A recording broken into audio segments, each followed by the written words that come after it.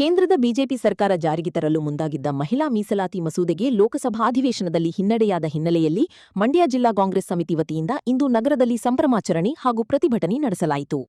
ಮಂಡ್ಯ ನಗರದ sir M Visvesvaraya ಪ್ರತಿಮೆ ಬಳಿ ಜಮಾಯಿಸಿದ ಕಾಂಗ್ರೆಸ್ ಮುಖಂಡರು ಹಾಗೂ ಕಾರ್ಯಕರ್ತರು ಕೇಂದ್ರ ಸರ್ಕಾರದ ವಿರುದ್ಧ ಘೋಷಣೆಗಳನ್ನು ಕೂಗುವ ಮೂಲಕ ಆಕ್ರೋಶ ವ್ಯಕ್ತಪಡಿಸಿದರು. ಮಸೂದೆಯ ಹೆಸರಿನಲ್ಲಿ ಕ್ಷೇತ್ರ ಮರುವಿಂಗಡಣೆ ಮಾಡಲು ಹೊರಟಿದ್ದ ಕೇಂದ್ರದ ನಡೆಗೆ ತೀವ್ರ ವಿರೋಧ ವ್ಯಕ್ತವಾಯಿತು.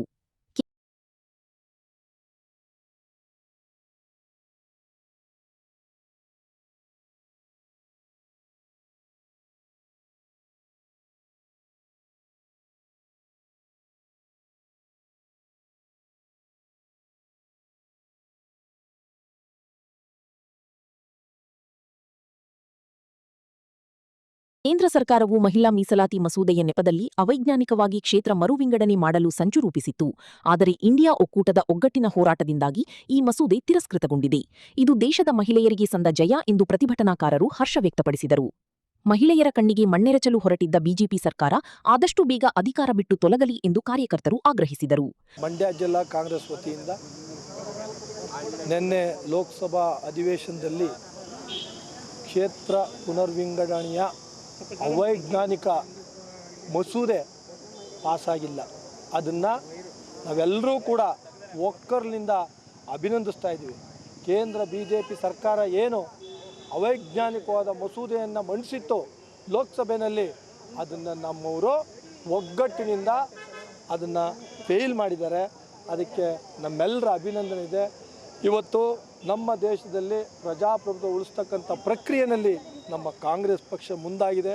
ಮಲ್ಲಿಕಾರ್ಜುನ ಖರ್ಗೆ ಅವರ ನೇತೃತ್ವದಲ್ಲಿ, ರಾಹುಲ್ ಗಾಂಧಿ ಅವರ ನಾಯಕತ್ವದಲ್ಲಿ ನಿನ್ನೆ ನಡೆದಂಥ ಲೋಕಸಭಾ ಅಧಿವೇಶನದಲ್ಲಿ ಈ ಬಿಲ್ಲನ್ನು, ಈ ಅವೈಜ್ಞಾನಿಕ ಬಿಲ್ಲನ್ನು ತಿರಸ್ಕರಿಸಿದ್ದನ್ನು ನಾವೆಲ್ಲರೂ ಕೂಡ ಮಂಡ್ಯ ಜಿಲ್ಲಾ ಕಾಂಗ್ರೆಸ್ ವತಿಯಿಂದ ಅಭಿನಂದಿಸ್ತೀವಿ. ಮುಂದಿನ ದಿನಗಳಲ್ಲಿ ಇದು ಇನ್ನೂ ಹೆಮ್ಮರವಾಗಿ ಬೆಳೀಲಿ. ಇವರ ಪ್ರಜಾಪ್ರಭುತ್ವ ವಿರೋಧಿ ಸರ್ಕಾರ BJP ಸರ್ಕಾರ ಆದಷ್ಟು ಬೇಗ ಕೊನೆಗಾಣಬೇಕು ಅಂತ ನಾವು ಆಶಿಸ್ತೀವಿ. ಅಧಿವೇಶನದಲ್ಲಿ ಕ್ಷೇತ್ರ ಮರುವಿಂಗಡಣೆ ಮಸೂದೆ ಪಾಸ್ ಆಗದಿರುವುದು ಸಂವಿಧಾನದ ಆಶಯಗಳನ್ನು ಎತ್ತಿ ಹಿಡಿದಂತಾಗಿದೆ. ಮುಂದಿನ ದಿನಗಳಲ್ಲಿ ವೈಜ್ಞಾನಿಕವಾದ ಮತ್ತು ಪಾರದರ್ಶಕವಾದ ಮೀಸಲಾತಿಗಾಗಿ ಹೋರಾಟ ಮುಂದುವರಿಯಲಿದೆ ಎಂದು ಮುಖಂಡರು ತಿಳಿಸಿದರು. ಇವತ್ತು ಇಡೀ ಭಾರತದಾದ್ಯಂತ ನಮ್ಮ ಅಖಿಲ ಕರ್ನಾಟಕ ಕಾಂಗ್ರೆಸ್ ಪಕ್ಷದ ವತಿಯಿಂದ ಏನು ಮಹಿಳಾ ಮೀಸಲಾತಿ ವಿಧೇಯಕದ ಒಂದು ವಿರುದ್ಧದ ಒಂದು ಪ್ರತಿಭಟನೆಯನ್ನು ಹಮ್ಮಿಕೊಳ್ಳಲಾಗಿತ್ತು. ಆದರೆ ಇದನ್ನು ನಾನು ಪ್ರತಿಭಟನೆ ಅಂತ ಬಯಸೋದಿಲ್ಲ. ಯಾಕೆ ಅಂದರೆ ನಿನ್ನೆ ಆ ವಿಧೇಯಕಕ್ಕೆ ಒಂದು ಸೋಲಾಗಿರೋದ್ರಿಂದ ಇದನ್ನು ನಾವು ಸಂಭ್ರಮ ಅಂತ ಆಚರಣೆ ಮಾಡ್ತಾ ಇದ್ದೀವಿ. ಇದು ನಿಜವಾಗ್ಲೂ ಕೂಡ ನಮ್ಮ ಹೋರಾಟ ಇದ್ದಿದ್ದು ಮಹಿಳಾ ಮೀಸಲಾತಿಗಲ್ಲ.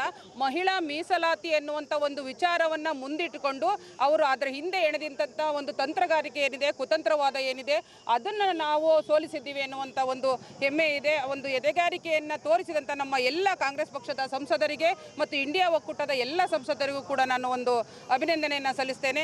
ಇದು ನಿಜಕ್ಕೂ ಕೂಡ ಮಹಿಳೆಯರಿಗೆ ಒಂದು ಗೆಲುವು ಅಂತ ನಾನು ಭಾವಿಸ್ತಾ ಇದ್ದೀನಿ. ಉದ್ದೇಶವಿಷ್ಟೇ, ಇವರು ಏನು ಮಹಿಳಾ ಮೀಸಲಾತಿ ಎನ್ನುವ ಹೆಸರಿನಲ್ಲಿ ಏನು ಗಡಿಯನ್ನು ಅಂದರೆ ವಿಧಾನಸಭಾ ಕ್ಷೇತ್ರಗಳನ್ನು ಹೆಚ್ಚು ಮಾಡಬೇಕು ಅನ್ನುವಂಥ ಉದ್ದೇಶ ಇತ್ತು.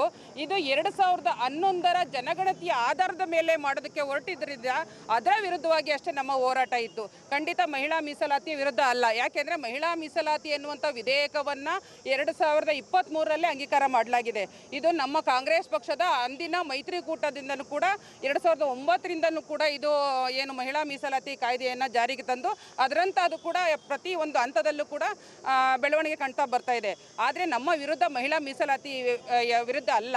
ನಮ್ಮ ಹೋರಾಟ ಇದ್ದಿದ್ದು ಏನು 2011ರ ಜನಗಣತಿ ಆಧಾರದ ಮೇಲೆ ಮಾಡಲು ಹೊರಟಿರುವಂತಹ ಏನು ವಿಧಾನಸಭಾ ಕ್ಷೇತ್ರಗಳ, ಲೋಕಸಭಾ ಕ್ಷೇತ್ರಗಳ ಹೆಚ್ಚುವರಿ ಇತ್ತು, ಇದರ ವಿರುದ್ಧ ನಮ್ಮ ಹೋರಾಟ ಆಗಿದೆ. ಹಾಗಾಗಿ ಇದು ನಿಜಕ್ಕೂ ಕೂಡ ನಮ್ಮೆಲ್ಲರಿಗೂ ಒಂದು ಗೆಲುವನ್ನು ತಂದುಕೊಂಡಂಥ ವಿಚಾರವಾಗಿದೆ. ಅದರಲ್ಲಿ ವಿಶೇಷವಾಗಿ ದಕ್ಷಿಣ ಭಾರತದ ರಾಜ್ಯಗಳ ಒಕ್ಕೂಟದ ವ್ಯವಸ್ಥೆಗೆ ಒಂದು ಅವರ ಒಗ್ಗಟ್ಟಿನ ಶಕ್ತಿಗೆ ಜಯ ಸಿಕ್ಕಿದೆ ಅಂತ. ಪ್ರತಿಭಟನೆಯಲ್ಲಿ ಕಾಂಗ್ರೆಸ್ ಜಿಲ್ಲಾಧ್ಯಕ್ಷ ಸಿಡಿ ಗಂಗಾಧರ್, ಮುಡಾ ಅಧ್ಯಕ್ಷ ಬಿಪಿ ಪ್ರಕಾಶ್, ಮುಖಂಡರಾದ ತಗ್ಗಹಳ್ಳಿ ಯಶೋಧ, ದ್ಯಾವಪ್ಪ, ಚಂದಗಾಲು ವಿಜಿ, ಚನ್ನಪ್ಪ ಸೇರಿದಂತೆ ಕಾರ್ಯಕರ್ತರು ಭಾಗವಹಿಸಿದ್ದರು. ಮಂಡ್ಯ ನಗರದ ಮಿಮ್ಸ್ ಆವರಣದಲ್ಲಿ ಆಯೋಜಿಸಲಾಗಿದ್ದ 6ನೇ ಯುವಕೆಸೊಗ ಕಾನ್ಫರೆನ್ಸ್ 2026ರ ಉದ್ಘಾಟನಾ ಸಮಾರಂಭದಲ್ಲಿ ಪಾಲ್ಗೊಂಡು ಆಶೀರ್ವಚನ ನೀಡಿದ ಪರಮಪೂಜ್ಯ ಜಗದ್ಗುರು ಶ್ರೀ ಶ್ರೀ ಶ್ರೀ ಡಾ ನಿರ್ಮಲಾನಂದನಾಥ ಮಹಾಸ್ವಾಮೀಜಿಯವರು ಬದಲಾಗುತ್ತಿರುವ ಕಾಲಘಟ್ಟಕ್ಕೆ ತಕ್ಕಂತೆ ವೈದ್ಯಕೀಯ ವೃತ್ತಿಪರರು ಡಿಜಿಟಲ್ ತಂತ್ರಜ್ಞಾನಕ್ಕೆ ತೆರೆದುಕೊಳ್ಳುವುದು ಅತ್ಯಗತ್ಯ ಎಂದು ಪ್ರತಿಪಾದಿಸಿದರು. ಕೃತಕ ಬುದ್ಧಿಮತ್ತೆ, ಆರ್ಟಿಫಿಷಿಯಲ್ ಇಂಟೆಲಿಜೆನ್ಸ್ ಮತ್ತು ರೋಬೋಟಿಕ್ಸ್ ತಂತ್ರಜ್ಞಾನವು ವೈದ್ಯಕೀಯ ಕ್ಷೇತ್ರದಲ್ಲಿ ಕ್ರಾಂತಿ ಮಾಡುತ್ತಿದೆ. ವೈದ್ಯರು ಮೊದಲ ವರ್ಷದಿಂದಲೇ ಈ ಡಿಜಿಟಲ್ ತಂತ್ರಜ್ಞಾನಗಳನ್ನು ಕಲಿತು ಅಳವಡಿಸಿಕೊಳ್ಳದಿದ್ದರೆ ಭವಿಷ್ಯದಲ್ಲಿ ಹಿಂದುಳಿಯುವ ಸಾಧ್ಯತೆಯಿದೆ. ಮನೆ ಬೆಳಗುವ ತಾಯಿ ಆರೋಗ್ಯವಾಗಿದ್ದರೆ ಇಡೀ ಕುಟುಂಬ ಹಾಗೂ ಸಮಾಜ ಸದೃಢವಾಗಿರುತ್ತದೆ ಎಂದು ಹೇಳುತ್ತಾ ಮಹಿಳಾ ಆರೋಗ್ಯದ ಪ್ರಾಮುಖ್ಯತೆಯನ್ನು ಒತ್ತಿ ಹೇಳಿದರು. ಈ ಸಂದರ್ಭದಲ್ಲಿ ಡಾಕ್ಟರ್ ಕಲಾಂ ಅವರು ಆದಿಚುಂಚನಗಿರಿ ಸಂಸ್ಥೆಗೆ ಭೇಟಿ ನೀಡಿದ್ದನ್ನು ಸ್ಮರಿಸುತ್ತಾ ವ್ಯಕ್ತಿಯ ಜೀವನದಲ್ಲಿ ಸನ್ನಡತೆ ಇದ್ದರೆ ಅದು ಸಮಾಜದಲ್ಲಿ ಶಾಂತಿ ನೆಲೆಸಲು ಸಹಕಾರಿಯಾಗುತ್ತದೆ ಮತ್ತು ಆ ಸನ್ನಡತೆಯನ್ನು ಮಕ್ಕಳಲ್ಲಿ ಬೆಳೆಸುವವರು ತಾಯಂದಿರು ಎಂದು ತಿಳಿಸಿದರು.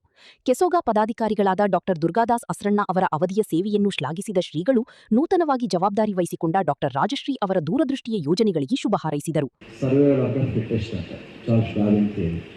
ಈಗ ಹೋಗ್ತಾ ಗೊತ್ತಾಗ್ತಾ ಇದೆ one who is going to adapt himself to the changing society, changing environment, only one set is going to be flourish and survive ಅಂತ. ಇದನ್ನು ಈ ಮಾತಿನಲ್ಲಿ ಯಾಕೆ ಹೇಳ್ತಾ ಇದ್ದಾರೆ? In the light of, in the domain, in the world of artificial intelligence, if we medical professionals are going to acquire and accept the digital technology, digital change, certainly we are going to be obsoleted. Down the lane, 5 years or 10 years, I don't know what will be the fate and the fortune and the future of our doctoral community. If at all, if you are going to stick to same kind of learning, ಅದು ಆಗಬಾರ್ದು ಅಂತಂದರೆ digital ಟೆಕ್ನಾಲಜಿಯನ್ನು ನಮ್ಮ ಮೊದಲನೇ ವರ್ಷದಿಂದ ನಮ್ಮ ಮಕ್ಕಳಿಗೆ ಕಲಿಸ್ತಕ್ಕಂಥ ಕೆಲಸವನ್ನು ಮಾಡಬೇಕು. Our engineering students are going to learn certain computer knowledge, big data, artificial intelligence, machine learning. Similarly, these application parts should be taught to our medical doctors also the day when they get into first year medical. ಆದರೆ ಅದು ಅಷ್ಟೊಂದು ತೀಕ್ಷ್ಣವಾಗಿ ಆಗ್ತಾ ಇದ್ದಾಗೆ ಅನ್ನಿಸ್ತಾ ಇಲ್ಲ. ನಮ್ಮ vice chancellor ಅವರಿಗೆ already I was talking where how intensely we have been teaching and we have been making our medical students to learn from the first year itself. By the time they come out after their degree, they should be able to teach, they should be able to practice so intensely. If that is to happen, we have to make it as a regular subject, learning it, they are going to become perfect professionals. ಇಲ್ಲ ಅಂತಂದರೆ artificial ಇಂಟೆಲಿಜೆನ್ಸ್ನ ಈ ಸಂದರ್ಭದಲ್ಲಿ these robots are going to take over our responsibilities. ಈ ದೃಷ್ಟಿಯಿಂದ ನಮ್ಮ ಈ ಒಂದು ಸಂದರ್ಭದಲ್ಲಿ ಅಂತಹದೊಂದು ಕಲಿಕೆಯೂ ಕೂಡ ತುಂಬ ಮುಖ್ಯ ಆಗಲಿ ನಮ್ಮ ಮಾತನ್ನು ಈ ಸಂದರ್ಭದಲ್ಲಿ ಹೇಳಿ, ತಾಯಂದಿರ ಆರೋಗ್ಯ ಮಾನಸಿಕವಾಗಿ, ದೈಹಿಕವಾಗಿ, ಸಮಾಜದ ಆರೋಗ್ಯ, ಸಮಾಜದ ಸದೃಢತೆ, ಸಮಾಜದ ಪ್ರಾಸ್ಪೆರಿಟಿ ಅಂತಹದಕ್ಕೆ ನಾಂದಿ ಆಗಲಿ ನಮ್ಮ ಮಾತನ್ನು ಈ ಸಂದರ್ಭದಲ್ಲಿ ಹೇಳಿ, ಇವತ್ತಿನ ಈ ಉದ್ಘಾಟನಾ ಕಾರ್ಯಕ್ರಮಕ್ಕೆ ಸಾಕ್ಷಿಯಾಗೋದಕ್ಕೆ ತುಂಬ ಸಂತೋಷ ಇದೆ ಅಂತ ಹೇಳಿ, ಸರ್ವಿಸ್ ಮಾಡಿ ಹೊರಟಂಥ ಡಾಕ್ಟರ್ ಅವರಿಗೆ ಮತ್ತು ಸರ್ವಿಸ್ ಮಾಡಲಿಕ್ಕೆ ಹೊರಗಡೆ ಬಂದಿರತಕ್ಕಂಥ ಡಾಕ್ಟರ್ ಮೇಡಮ್ ರಾಜಶ್ರೀ ಅವರಿಗೆ ಒಳ್ಳೆಯದಾಗಲಿ ಅಂತ ಹೇಳಿ ಅವರಿಗೆ ಪೂರ್ಣ ಸಹಕಾರವನ್ನು ಎಲ್ಲರೂ ಕೂಡ ಕೊಡ್ತೀರಿ ಅಂತ ಭಾವಿಸಿ ಸಮಾರಂಭದಲ್ಲಿ ಕರ್ನಾಟಕ ರಾಜ್ಯ ಆಹಾರ ನಿಗಮದ ಅಧ್ಯಕ್ಷರಾದ ಡಾಕ್ಟರ್ ಕೃಷ್ಣ ಹೆಚ್, ಮಿಮ್ಸ್ ನಿರ್ದೇಶಕರಾದ ಡಾಕ್ಟರ್ ನರಸಿಂಹಸ್ವಾಮಿ, ಪ್ರಾಂಶುಪಾಲರಾದ ಡಾಕ್ಟರ್ ಹನುಮಂತ್ ಪ್ರಸಾದ್, ಮಂಡ್ಯ ಜಿಲ್ಲಾ ಆರೋಗ್ಯ ಅಧಿಕಾರಿ ಡಾಕ್ಟರ್ ಕೆ ಮೋಹನ್, ಕೆಸೋಗ ಪದಾಧಿಕಾರಿಗಳಾದ ಡಾಕ್ಟರ್ ದುರ್ಗಾದಾಸ್ ಅಸ್ರಣ್ಣ, ಸಂಘಟನಾ ಅಧ್ಯಕ್ಷರಾದ doctor Savitha HC, doctor Jyothi TR, ಸಂಘಟನಾ ಕಾರ್ಯದರ್ಶಿಗಳಾದ doctor Manohar R, doctor Sanjay Kumar C ಸೇರಿದಂತೆ ಜಿಲ್ಲೆಯ ವಿವಿಧ ಭಾಗಗಳಿಂದ ನೂರಾರು ವೈದ್ಯರು ಮತ್ತು ವೈದ್ಯಕೀಯ ವಿದ್ಯಾರ್ಥಿಗಳು ಭಾಗವಹಿಸಿದ್ದರು. ಮದ್ದೂರು ತಾಲೂಕಿನ ಮಲ್ಲನಕುಪ್ಪೆ ಗ್ರಾಮ ಪಂಚಾಯಿತಿ ವತಿಯಿಂದ ಗ್ರಾಮೀಣ ಅಭಿವೃದ್ಧಿ ಪಂಚಾಯತ್ ರಾಜ್ ಇಲಾಖೆಯ ಸಹಾಯಕದಲ್ಲಿ ಗ್ರಾಮೀಣ ಮಕ್ಕಳ ಉತ್ತೇಜನಕ್ಕಾಗಿ ಅಕ್ಕರೆಯ ಅಂಗಳ ಎಂಬ ವಿಶೇಷ ಶೀರ್ಷಿಕೆಯಡಿಯಲ್ಲಿ ಚಿನ್ನರ ಬೇಸಿಗೆ ಶಿಬಿರವನ್ನು ಶಾಸಕ ಕದಲೂರು ಉದಯ್ ಉದ್ಘಾಟಿಸಿ ಮಾತನಾಡಿದರು. ಮೊದಲು ಬೇಸಿಗೆ ಶಿಬಿರಗಳು ಬರೀ ನಗರ ಪ್ರದೇಶಗಳಲ್ಲಿ ಮಾತ್ರ ನೋಡಲು ಸಾಧ್ಯವಾಗುತ್ತಿತ್ತು. ಇಂದು ಗ್ರಾಮೀಣ ಮಟ್ಟದಲ್ಲೂ ಕೂಡ ಮಕ್ಕಳಿಗೆ ವಿಶೇಷ ಕಲಿಕೆಯ ಜೊತೆಗೆ ಗ್ರಾಮೀಣ ಆಟಗಳಲ್ಲಿ ತೊಡಗಿಸಿ ಅವರನ್ನು ಪ್ರೋತ್ಸಾಹಿಸುವ ಕೆಲಸ ಆಗುತ್ತಿರುವುದು ಶ್ಲಾಘನೀಯ ಎಂದರು. ಮಕ್ಕಳು ಬೇಸಿಗೆಯಲ್ಲಿ ತುಂಟಾಟ ಆಡುತ್ತಾ ಕಲ್ಲು ಮಣ್ಣುಗಳ ನಡುವೆ ಗೆಳೆಯರೊಂದಿಗೆ ಆಟವಾಡುತ್ತಾರೆ. ಅದರ ಜೊತೆಗೆ ಇಂಥ ಶಿಬಿರಗಳಲ್ಲಿ ಬೇಸಿಗೆಯ ಆಹಾರ ಪದಾರ್ಥಗಳನ್ನ, ಹಣ್ಣು ಹಂಪಲುಗಳನ್ನ ಮಕ್ಕಳಿಗೆ ನೀಡುವುದರ ಜೊತೆಗೆ ಅವರನ್ನು ಕೊಂಡೊಯ್ಯುವ ಕೆಲಸವನ್ನ ಜಿಲ್ಲಾ ಪಂಚಾಯಿತಿ ಮುಖ್ಯ ಕಾರ್ಯನಿರ್ವಾಹಕ ಅಧಿಕಾರಿ ನಂದಿನಿರವರು ಮಾಡುತ್ತಿರುವುದು ಶ್ಲಾಘನೀಯ ಎಂದು ಪ್ರಶಂಸೆ ವ್ಯಕ್ತಪಡಿಸಿದರು.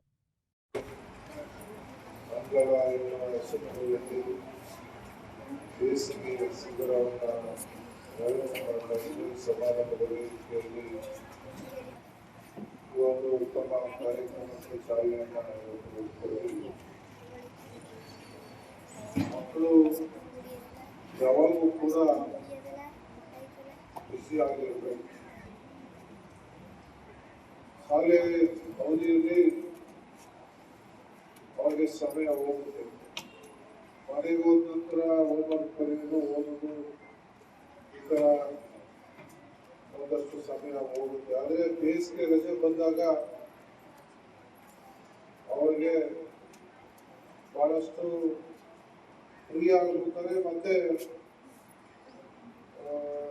ಏನೇ ಆದ್ರೂ ಮಕ್ಕಳಲ್ವಾ, ಮಕ್ಕಳು ತುಂಟಾಟಗಳಲ್ಲಿ ಅದರಲ್ಲಿ ಸೇರಿಕೊಂಡು ಕಾಟ ಆಡುವಂಥದ್ದು, ಇಷ್ಟೇ ತಿರುಗುವಂಥದ್ದು, ಮಕ್ಕಳಲ್ಲಿ ಆಟ ಆಡುವಂಥದ್ದು, ಇವೆಲ್ಲವನ್ನ ತಪ್ಪಿಸಿ ಅವರು ಕೂಡ ಒಂದು ಚಟುವಟಿಕೆಯಲ್ಲಿ ಭಾಗವಹಿಸಲಿಕ್ಕೆ ಮತ್ತೆ ನಾವು ಜ್ಞಾನವನ್ನು ಬೆಳೀಲಿಕ್ಕೆ ಇದೊಂದು ಉತ್ತಮ ವೇದಿಕೆಯಾಗಿದೆ. ಯಾಕೆಂದ್ರೆ ಓದ್ತಾ ಇರ್ತಾರೆ ಚಿಕ್ಕ ಮಕ್ಕಳು, ಏನೋ ಆ ಒಂದು ಜೊತೆಗೆ ಬೇರೆ ಚಟುವಟಿಕೆಗಳ ಮಾಡಿದ್ರು ಜೊತೆಗೆ ಅವರಿಗೆ ಇನ್ನೂ ಹೆಚ್ಚು ಜ್ಞಾನ ಬೆಳೀಲಿಕ್ಕೆ ಬಹಳಷ್ಟು ಸಹಕಾರಿಯಾಗ್ತದೆ. ಅದೇ ಇವತ್ತು ಪಂಚಾಯತಿ ವತಿಯಿಂದ ಏನು ಮಂಡ್ಯ ಜಿಲ್ಲೆಯ ಸಿಇಒ ನಂದಿನಿ ಅವರ ಒಂದು ನೇತೃತ್ವದಲ್ಲಿ ವಿಶೇಷವಾಗಿ ನಾನು ಅವರ ಬಂದಂತ ಹೆಚ್ಚಿನದಾಗಿ ಶಾಲೆಗಳಿಗೆ ಈ ವೇಳೆ ತಾಲೂಕು ಪಂಚಾಯಿತಿ ಇಒ ರಾಮಲಿಂಗಯ್ಯ, ಯೋಜನಾಧಿಕಾರಿ ಸುರೇಶ್, ಬಿಇಒ ಧನಂಜಯ, ಮಲ್ಲನಕುಪ್ಪೆ ಗ್ರಾಮ ಪಂಚಾಯಿತಿ ಪಿಡಿಒ ಮಧುಸೂದನ್ ಸೇರಿದಂತೆ ಸಿಬ್ಬಂದಿಗಳು ಹಾಗೂ ಶಿಕ್ಷಕರು ಹಾಜರಿದ್ದರು. ಏಪ್ರಿಲ್ 20ರ ಸೋಮವಾರದಂದು ಶ್ರೀ ಬಸವ ಜಯಂತಿ ಇರುವುದರಿಂದ ಮಂಡ್ಯ ಜಿಲ್ಲೆಯ ಎಲ್ಲಾ ತಾಲೂಕು, ಗ್ರಾಮಗಳ ಮನೆಗಳಲ್ಲಿ ಬಸವ ಜಯಂತಿ ಆಚರಿಸಬೇಕೆಂದು ಜಿಲ್ಲಾ ಬಸವ ಕೇಂದ್ರದ ಸಂಸ್ಥಾಪಕ ಬಸವಪ್ರಿಯ ನಾಗರಾಜು ಮನವಿ ಮಾಡಿದರು. ಸುದ್ದಿಗೋಷ್ಠಿಯಲ್ಲಿ ಮಾತನಾಡಿದ ಅವರು, ಅಂದು ಬಸವಾಭಿಮಾನಿಗಳು, ಬಸವ ಭಕ್ತರು ಹೊಸ ಉಡುಪನ್ನು ಧರಿಸಿಕೊಂಡು ಮನೆಗಳಲ್ಲಿ ಬಸವಣ್ಣನವರ ಫೋಟೋ ಇಟ್ಟು ಪುಷ್ಪಾರ್ಚನೆ ಸಲ್ಲಿಸುವುದರ ಜೊತೆಗೆ ಬಸವಣ್ಣನವರ ವಚನಗಳನ್ನು ಪಠಿಸುವುದರ ಮೂಲಕವಾಗಿ ಆಚರಿಸಿ ಎಂದು ಕರೆ ನೀಡಿದರು. 12ನೇ ಶತಮಾನದ ಬಸವಣ್ಣನವರು ಕಾಯಕ, ಜ್ಞಾನ, ದಾಸೋಹ ಸಂದೇಶವನ್ನು ನೀಡಿರುತ್ತಾರೆ. ಈ ತತ್ವಗಳನ್ನು ಪಾಲಿಸಿದಾಗ ಮಾತ್ರ ಬಸವ ಜಯಂತಿ ಆಚರಣೆಗೆ ಮಹತ್ವ ಬರುತ್ತದೆ ಎಂದರು. ಎಲ್ಲಾ ಸಂಘಗಳ ಪದಾಧಿಕಾರಿಗಳು ತಮ್ಮಲ್ಲಿರುವ ಭೇದಭಾವ ಮರೆತು ಒಗ್ಗಟ್ಟಿನಿಂದ ಬಸವ ಜಯಂತಿಯನ್ನು ವಿಜೃಂಭಣೆಯಿಂದ ಆಚರಿಸಬೇಕೆಂದು ಕೋರಿದರು. ಹಾಗೂ ಈ ಎಲ್ಲ ಗ್ರಾಮದಲ್ಲಿ ಜಿಲ್ಲೆ ಬಸವ ಜಯಂತಿಯನ್ನು ಆಚರಿಸಬೇಕೆಂದು ಬಸವಾಭಿಮಾನಿಗಳು ಬಸವಣ್ಣವರ ಫೋಟೋ ಇಟ್ಟುಕೊಂಡು ಪುಸ್ತಕ ವಚನ ಮೂಲಕವಾಗಿ ಆಚರಿಸಿ ಈ ಮಂಡ್ಯ ಜಿಲ್ಲೆಯ ಬಸವ ಕೇಂದ್ರ ಅಧ್ಯಕ್ಷರು ಬಸವ ನಾಗರಾಜು ಅವರು ಪದಾಧಿಕಾರಿಗಳು ಮನವಿ ಮಾಡಿಕೊಂಡು 12ನೇ ಶತಮಾನದಲ್ಲಿ ಬಸವಣ್ಣವರ ಕಾಯಕ, ಜ್ಞಾನದಾಸವ ಸಂದೇಶವನ್ನು ನೀಡುತ್ತಾರೆ.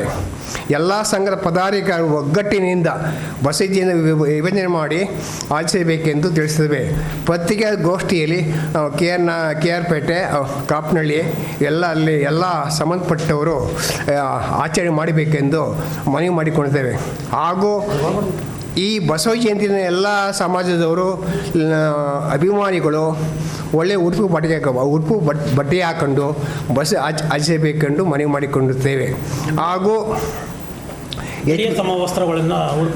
ಉಡುಪುಗಳನ್ನು ಧರಿಸಿ ಬಸವ ಜಯಂತಿ ಆಚರಿಸಿ ಗ್ರಾಮಾಂತರ ಮನೆಗಳಲ್ಲಿ ಫೋಟೋ ಮಡಿಗೆ ಮಕ್ಕಳು ಆಚರಣೆ ಮಾಡಬೇಕೆಂದು ಮಂಡ್ಯ ಜಿಲ್ಲಾ ಬಸವಕ್ಕೆ ಅಧ್ಯಕ್ಷ ನಾಗರಾಜ್ ಅವರು ಮನವಿ ಮಾಡಿಕೊಡ್ತೇವೆ. ಎಲ್ಲರೂ ಶರಣಾರ್ಥಿಗಳು. ಗೋಷ್ಠಿಯಲ್ಲಿ ಯೋಗಪಟು ಶಿವರುದ್ರಸ್ವಾಮಿ, ಅರ್ಚಕ ಮೆಣಸಗೆರೆ ಶಿವಲಿಂಗಪ್ಪ ಇದ್ದರು. ಮಂಡ್ಯ ಜಿಲ್ಲಾ ಹಾಗೂ ಎಲ್ಲಾ ತಾಲೂಕು ಆಡಳಿತ, ಎಲ್ಲಾ ಇಲಾಖೆಯ ಅಧಿಕಾರಿಗಳು ಒಳಗೊಂಡಂತೆ ಕಡ್ಡಾಯವಾಗಿ ಬಸವ ಜಯಂತಿ ಆಚರಿಸಲು ಕ್ರಮ ಕೈಗೊಳ್ಳಬೇಕು ಎಂದು ಮಂಡ್ಯ ಜಿಲ್ಲಾ ವೀರಶೈವ ಲಿಂಗಾಯತ ವೇದಿಕೆಯ ಅಧ್ಯಕ್ಷ ಸುಂಡಹಳ್ಳಿ ಸೋಮಶೇಖರ್ ಜಿಲ್ಲಾಡಳಿತಕ್ಕೆ ಮನವಿ ಮಾಡಿದರು. ಸುದ್ದಿಗೋಷ್ಠಿಯಲ್ಲಿ ಬಸವಪರ ಸಂಘಟನೆಗಳ ಒಕ್ಕೂಟದ ಪರವಾಗಿ ಮಾತನಾಡಿದ ಅವರು, ಏಪ್ರಿಲ್ 20ರಂದು ಆಚರಿಸುವ ಬಸವ ಜಯಂತಿಗೆ ಜಿಲ್ಲೆಯ ಎಲ್ಲಾ ಮಠಾಧೀಶರನ್ನು ಆಹ್ವಾನಿಸಬೇಕು.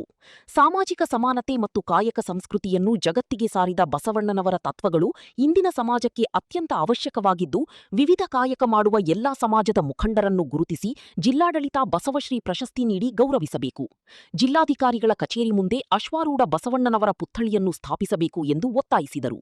ವಿಶ್ವಗುರು ಬಸವೇಶ್ವರ ಜಯಂತಿಯನ್ನು ಪ್ರತಿ ವರ್ಷದಂತೆ ನಮ್ಮ ಜಿಲ್ಲೆಯಲ್ಲಿ ರಾಜ್ಯಾದ್ಯಂತ ನಡೆಯುವ ಒಂದು ಕಾರ್ಯಕ್ರಮದಂತೆ ಜಿಲ್ಲೆಯಲ್ಲಿ ಈ ಬಾರಿ ವಿಶೇಷವಾಗಿ ಎಲ್ಲ ಸಂಘ ಸಂಸ್ಥೆಯ ಪದಾಧಿಕಾರಿಗಳ ಸದಸ್ಯರ ಸಹಯೋಗದೊಡನೆ ಮಾಡಲೇಬೇಕು ಅನ್ನೋ ಒಂದು ಒತ್ತಾಯವನ್ನು ನಾವು ಜಿಲ್ಲಾಡಳಿತದ ಮುಂದೆ ಇಟ್ಟಾಗ ಅದನ್ನು ಅವರು ಪರಿಗಣಿಸಿ ಒಂದು ಒಳ್ಳೆಯ ಕಾರ್ಯಕ್ರಮಕ್ಕೆ ರೂವಾರಿಯನ್ನು ಹಾಕ್ಕೊಟ್ಟಿದ್ದಾರೆ.